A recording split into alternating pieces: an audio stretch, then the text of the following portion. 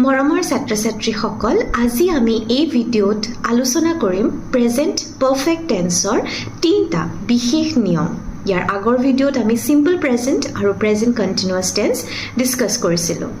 আহাচোন আমি এই ভিডিঅ'টি আৰম্ভ কৰো। প্ৰেজেন্ট পাৰফেক্ট টেন্সৰ প্ৰথমটো ৰুল হৈছে the present perfect is used to indicate a completed activity in the immediate past with the word just। সাধাৰণতে আমি just word ব্যৱহাৰ কৰোঁ। ইয়াৰ অৰ্থটো হৈছে যে আমি প্ৰেজেন্ট পাৰফেক্ট টেন্স কেতিয়া ব্যৱহাৰ কৰোঁ যেতিয়া কোনোবা এটা কাম এইমাত্ৰ শেষ হৈছে, বেছি সময় হোৱা নাই শেষ হোৱা কামটো, গতিকে সেই তেনেধৰণৰ বাক্যৰ লগত আমি প্ৰেজেন্ট পাৰফেক্ট টেন্স ব্যৱহাৰ কৰোঁ।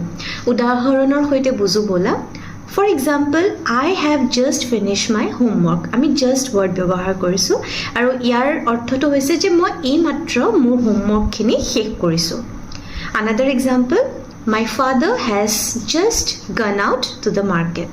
Present perfect tense or second rule to hoise the present perfect is used to refer to a period of time that is not yet complete or unfinished time। Example, today, this week, this year। এই today, this week, this year এইবিলাক আমাৰ unfinished time। এই সময়টো আমাৰ এতিয়াও শেষ হোৱা নাই। এই এনে ধৰণৰ শব্দ যোনটো unfinished time যদি আমি দেখো তেতিয়াহ'লে আমাৰ কিন্তু সেই বাক্যটোত আমাৰ কি টেন্স ব্যৱহাৰ হ'ব? আমাৰ present perfect tense ব্যৱহাৰ হ'ব। উদাহৰণ দি চাওঁ ব'লা। I have visited the doctor twice this week। মই এই সপ্তাহত দুবাৰকৈ ডক্টৰৰ ওচৰলৈ গৈছোঁ।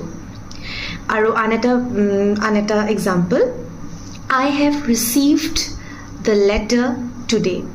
যদি থাকিলেহেঁতেন I received the letter yesterday today জেগাত যদি yesterday থাকিলেহেঁতেন yesterdayটো আমাৰ finish time, শেষ হৈ গ'ল সেই সময়টো, তাত আমি কিন্তু simple past ব্যৱহাৰ কৰোঁ। কিন্তু today, this week, this year এইখিনি সময় আমাৰ এতিয়াও শেষ হৈ যোৱা নাই, গতিকে সেই তেনেধৰণৰ unfinished timeৰ লগত আমি কি ব্যৱহাৰ কৰোঁ? আমি present perfect tense ব্যৱহাৰ কৰোঁ। Present perfect tenseৰ তৃতীয়টো rule হৈছে the present perfect is used to denote an action continuing from the past to the present moment, often with words like since and for। আমি প্ৰেজেন্ট পাৰফেক্ট টেন্স কেতিয়া ব্যৱহাৰ কৰোঁ? আকৌ আমি ব্যৱহাৰ কৰোঁ তেতিয়া যেতিয়া এটা কাৰ্য বা কাম আমাৰ ভূতকালত ঘটিছে বা হৈছে আৰু এই পৰ্যন্ত তোমাৰ বৰ্তমানলৈকে সেই কামটো আমাৰ হৈ আছে, সেই তেনেধৰণৰ কাৰ্য বা একশ্যনৰ লগত আমি সদায় প্ৰেজেন্ট পাৰফেক্ট টেন্স ব্যৱহাৰ কৰোঁ। আৰু দুটা শব্দ চিন্স আৰু ফৰ ইয়াত ইউজ হয়। ইয়াৰ ৰুলছকেইটা মই তোমালোকক বেলেগ এটা ভিডিঅ'ত বুজাই দিম। উদাহৰণৰ সৈতে বুজো ব'লা। For example, we have lived here for 10 years। আমি 10 বছৰে এই ঠাইটুকুৰাত বাস কৰি আছোঁ আৰু এতিয়াও বাস কৰি আছোঁ, সেইটোকে বুজাইছে, এইটো আমাৰ প্ৰেজেন্ট পাৰফেক্ট টেন্স ব্যৱহাৰ হয়। আন এটা উদাহৰণ, she has been a teacher since 2010। তাই 2010 চনৰ পৰা টিচাৰৰ কাম কৰি আছে, এতিয়াও তাই টিচাৰে হয়। চ' তেনেধৰণৰ বাক্যৰ লগত আমি সদায় প্ৰেজেন্ট পাৰফেক্ট টেন্স ব্যৱহাৰ কৰোঁ।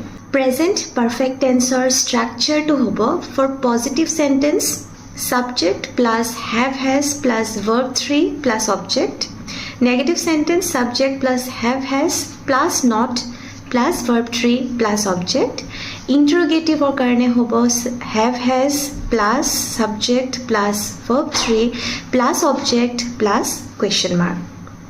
আশা কৰোঁ তোমালোকে ইয়াৰ নিয়মসমূহ বুজি পালা। আজিলৈ ইমানে, ধন্যবাদ।